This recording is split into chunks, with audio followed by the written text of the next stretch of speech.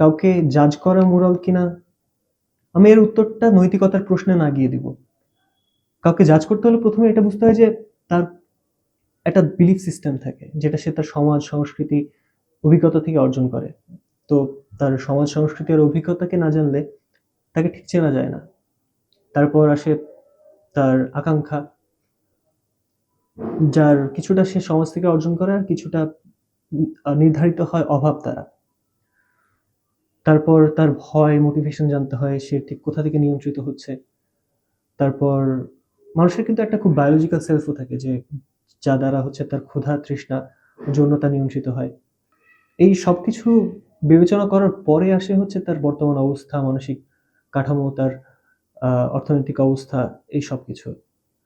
এবং সবশেষে আসে হচ্ছে এক প্রকার নতি স্বীকার, যে কোনো মানুষকে আসলে পুরোপুরি জানা যায় না। সে হয়তো নিজেও জানে না তার অবচেতন আসলে কিভাবে তাকে নিয়ন্ত্রিত করে। হয়তো কিছু সে জানে, কিন্তু সে হয়তো আর্টিকুলেট করতে পারবে না বা চায় না।